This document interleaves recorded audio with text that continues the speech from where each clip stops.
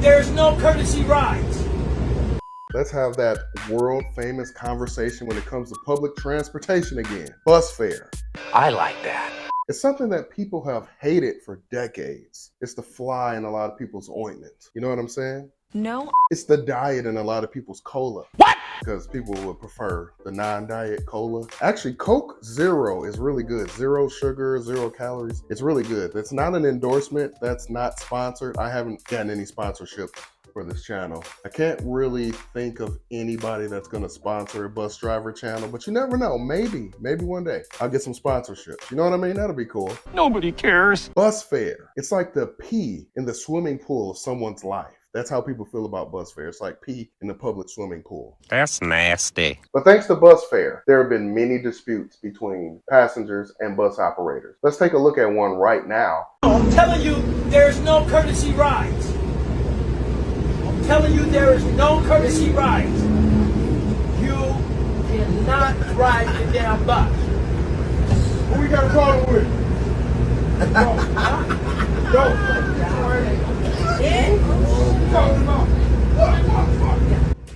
He beat his ass. He beat his ass. What you talking about? Go to sleep. Attention customers. So here's the thing. First of all, I'm not standing face to face, toe to toe with anybody arguing over bus fare. There are some people that are willing to seriously injure / assault a bus operator over bus fare. Some people just do not enjoy being told what to do. I mean, maybe none of us do. But even in a situation where they are clearly wrong, if a bus driver tries to correct them or even inform them about a policy, rule, procedure, some people will get violent. Some people just cannot handle it. I wouldn't recommend that. Now, some people will say you should stay in your seat at all times. And yeah, to a certain extent you should, because bus drivers are told, don't leave the seat. Once you leave the seat, you become the aggressor. And I don't think that's fair to say that whenever we get out of the seat, we become the aggressor. I can see how in some situations that can be the case. Like if you literally start chasing someone. But sometimes getting from behind the steering wheel is a good way to get yourself away from a vulnerable situation where you're kind of stuck. When we're in the driver's area, we only have one way to get in and out of that area. We're kind of trapped. However, even if I'm going to remove myself from the driver's area, if I'm dealing with a hostile situation, I'm still not going to be face to face, toe to toe with somebody. And this bus driver to me was doing a little bit too much when it comes to the bus fare. A lot of times as a bus operator, we just have to choose our battles. There will be some battles, but some of them honestly are not even worth fighting, especially if you have a busload of people who did satisfy the bus fare requirements and they need to get somewhere. You know, sometimes just look out for them and just ignore this person that refuses to pay. Especially if you know that it will take a while for you to get some sort of backup or support from maybe a road supervisor or transit security, transit police. A lot of times we're out here on our own. And if you see a person that is absolutely refusing to pay, then it may not be worth it to go back and forth with that person in an argument to try and get them to pay the fare. Do you think a bus driver should always stand their ground and do everything in their power to force the person to pay bus fare, even though they are clearly refusing? Because honestly, we can talk all day about that. But what I want to focus on is the fact that a passenger intervened in this particular situation. This guy came out of nowhere. Well, he was on the bus, so he came out of somewhere. But, you know, from our point of view, watching on the video, it appears that he just appeared. It appears that he appeared out of nowhere, out of thin air, actually. You know, this passenger, I totally get it. He was ready to go. Everybody was ready to go. Nobody wants to sit and wait on a bus. You get on the bus to get to your destination. Thanks, Captain Obvious. Trust me, I know, because if my bus is running early and I have to sit at a time point for a few minutes, oh my goodness, people will curse me out over that. Like I did something wrong and I'm like, I can't go anywhere yet. I'm early. I have to sit here. It's a time point. They don't care. They're like, man, just drive.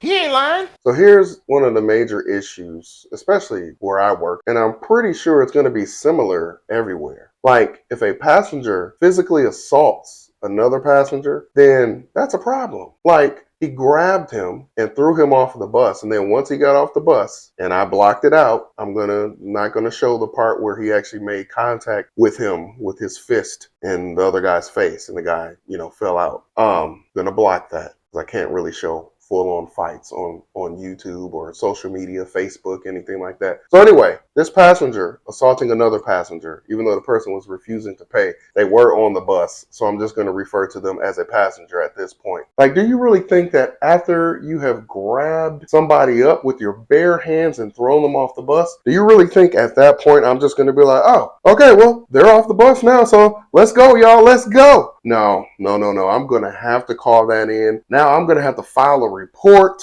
They may even send the authorities there. If this guy is hurt, they're going to have to send the paramedics, the police. Like, this can really go left. Well, actually, the situation already went left when the passenger decided to be a vigilante and throw this person off the bus. Whew, just to let you know, I forgot to bring my tripod with me, so my arm is my tripod. So this is going to be a video full of weird angles. But anyway, yeah, we're not going to be able to get the bus moving if you are a passenger who decides to physically assault the person that's refusing to pay bus fare. It's not going to work out too well. It's going to be even more of a delay at that point.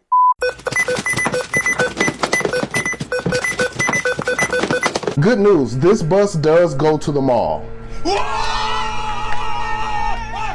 One more thing though, one more thing. Bus fare is $2. You got to put the bus fare into the fare box. Hey, bus driver, you want to hear one of my jokes? Well, you look bored, you go ahead anyway. I'm not even going to let you answer. Boy!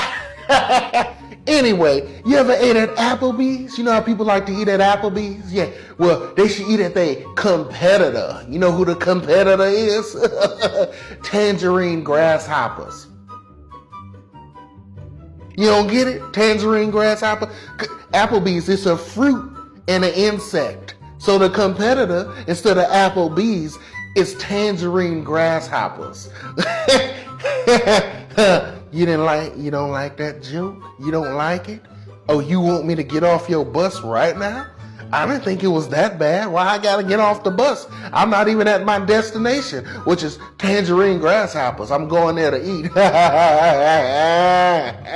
You still don't like it? You're not in a joking mood today. Another important thing that us bus operators have to take care of is the operator's trouble report. And, you list defects and things of that nature on here, and maintenance can know about it. Well, they would need to know about it because they have to fix it. Thanks, Captain Obvious. And the drivers can keep a copy of this as well. And every single bus company I've worked for, whether it's school buses or transit buses, we've all had something like this, whether it was paper or electronic. Then we have this thing right here. It's my block number. Passengers sometimes will try and identify which bus it is based off of the block number. And sometimes that works, and other times it doesn't work, because just because there's a particular number on here, it doesn't mean that's the only route that we're going to do for the day. Sometimes we're doing multiple bus routes when we're operating a block. But this is the manual one. On our newer buses, once we log into the system using the clever device right here, it will automatically input our block number onto the block box.